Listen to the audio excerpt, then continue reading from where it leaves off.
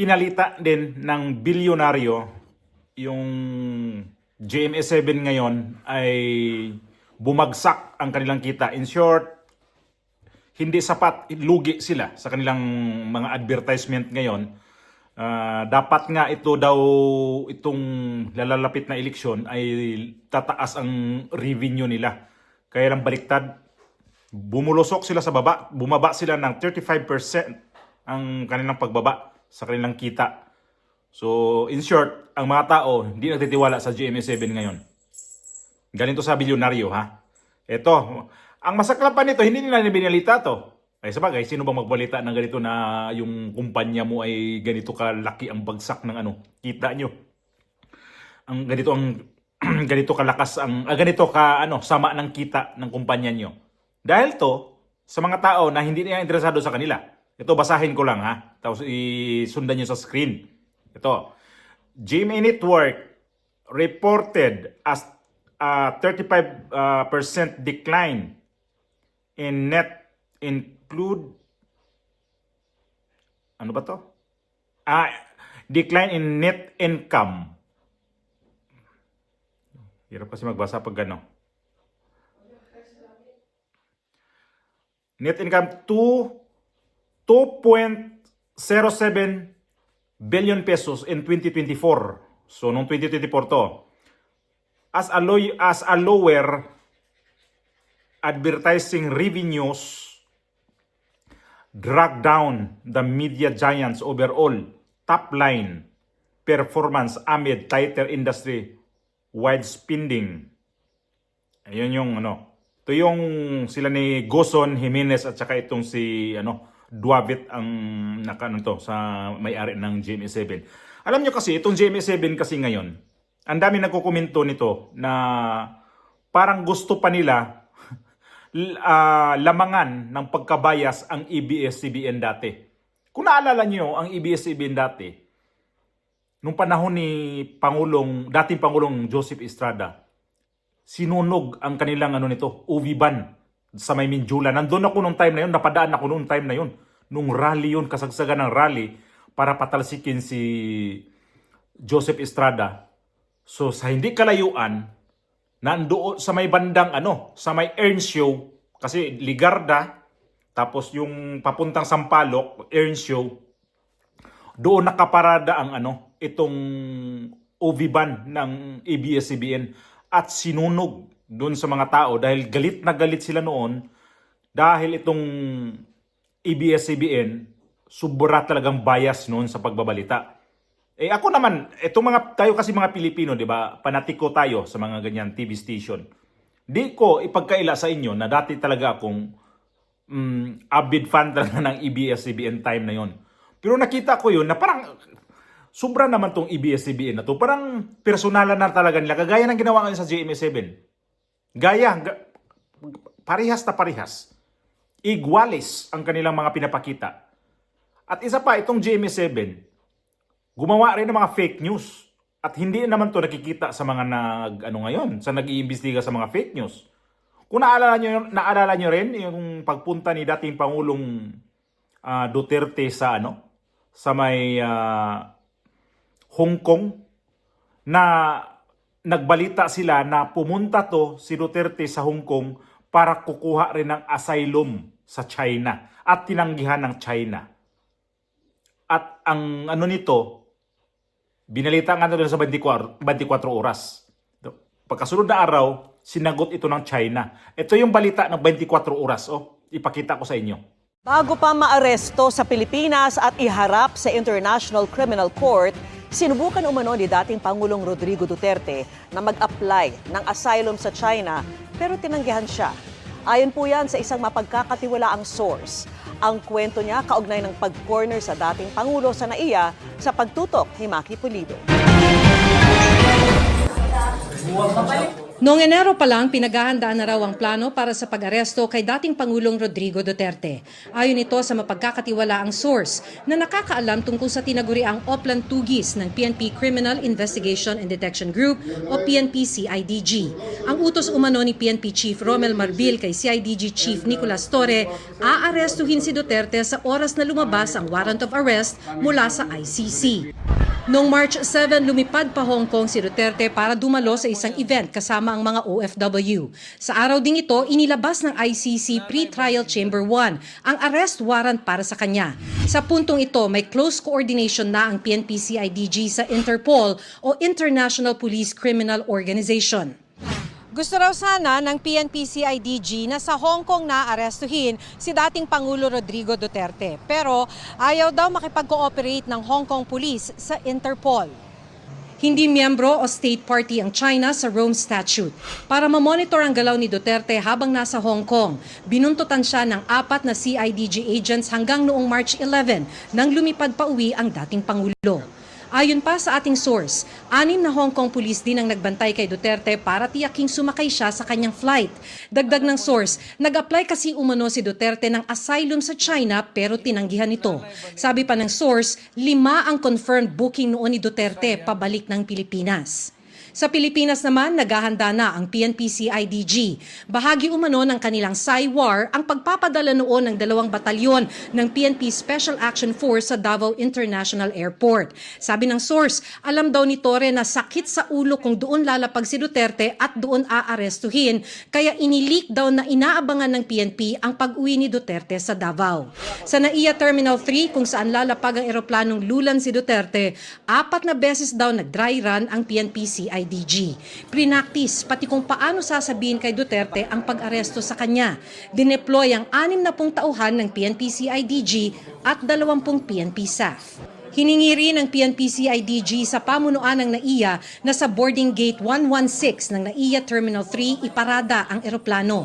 Ito raw kasi ang pinakamalapit sa elevator patungong exit sa tarmac kung saan naghihintay na ang mga coaster. Kaya paglabas ni Duterte ng eroplano, idiniretso na siya at mga kasama niya sa coaster na naghatid sa kanila sa Villamor Air Base. Sa gilid na ng runway ng airport, dumaan ang coaster patungong Villamor at matapos ang 12 oras, isinakay ang dating Pangulo sa chartered plane patungong The Hague sa the Netherlands. May ano pa sila doon, binubuntutan daw si dating Pangulong Duterte. Minomonitor na doon. Sa Hong Kong, sinusundan doon.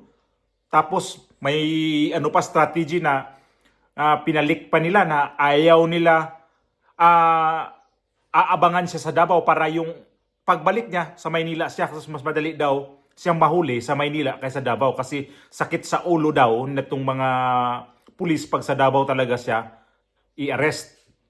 So pinalik din yun na aabangan sila sa Davao.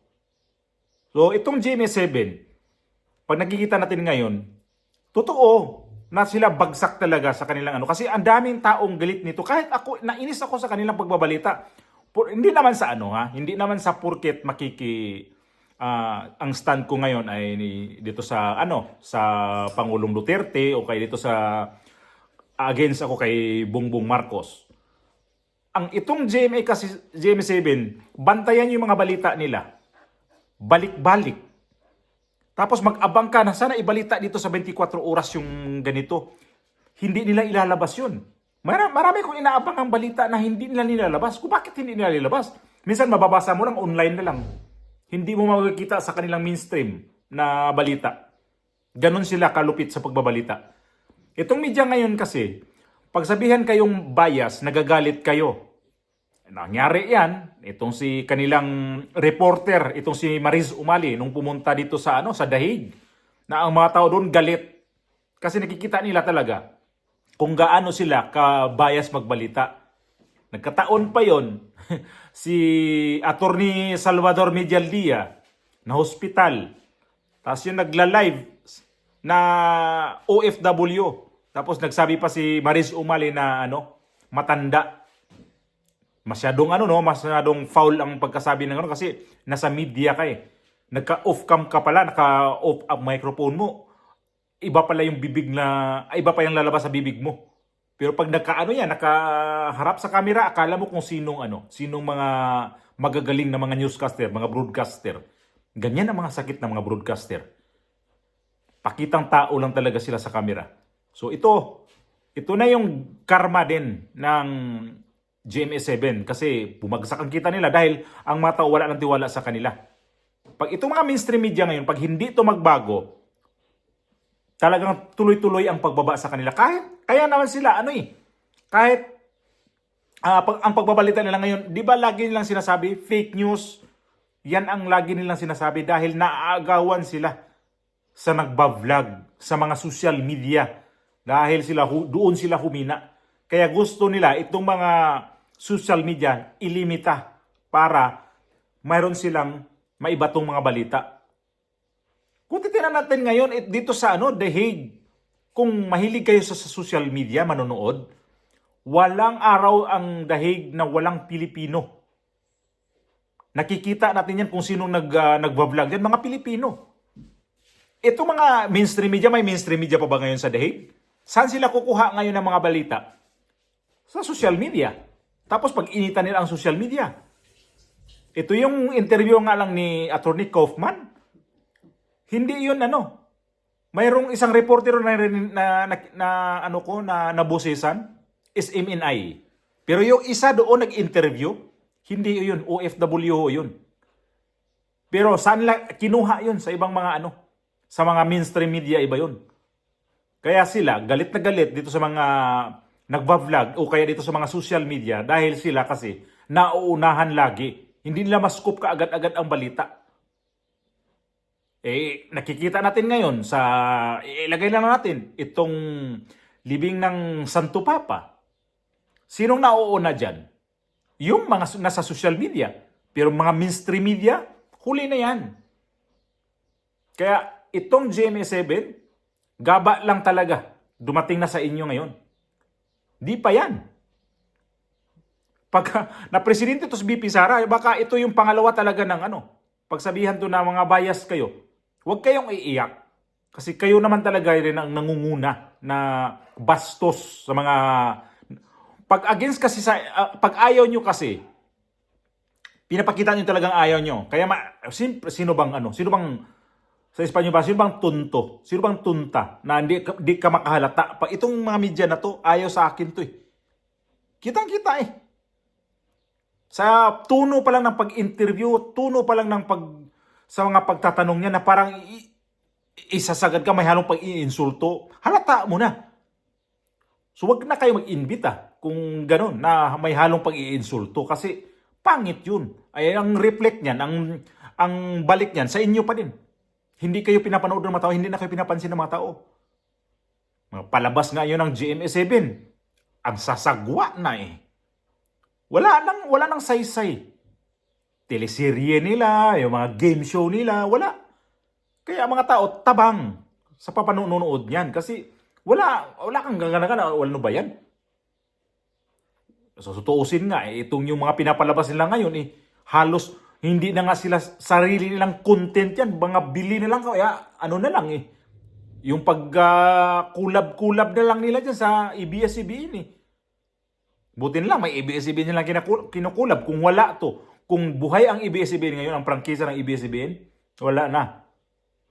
Patay sila sa audience nila. Kasi itong TV5 ngayon, ito yung unti-unting kumukuha rin ng mga audience dito sa GMA7. Kaya itong GMA7 ngayon, nangyari nga, lugi na sila ng 2 billion mahigit. Hindi yan, Bueno, hindi naman lugi yan. Kumita pa din. Kaya lang, ang laking bawas ng kita nila, 2.07 billion. Ang laki yun. So, ganun lang talaga ang buhay. Kasi, kahit naman dito sa ibang bansa mga television dito, hindi na masyadong pinapansin sa mga tao dito kasi gawa sa social media. I-accept nyo na yan. Ang social media ang nagpapahina sa mga mainstream media ngayon. Kasi, mapupunta ka pa sa television na yung kinukuha nilang balita, pwede man vlogger ang pupunta doon o ikaw mismo mag-scoop ng balita doon. Alam mo na ang balita. Dati kasi walang mga cellphone, walang mga internet. Kaya papilitan ka sa mga telebisyon manood. Pero ngayon, wala. Saan ka kukuha ng balita na naunahan ka lagi sa mga social media? Kaya sila galit na galit dito sa mga social media ngayon. Facebook, TikTok, sa YouTube. Kasi yan ang, yan ang pumapatay sa kanila eh. Diyan sila nalulugi ang kanilang negosyo. Kaya good luck na lang, GMA. Gaba na talaga sa inyo yan.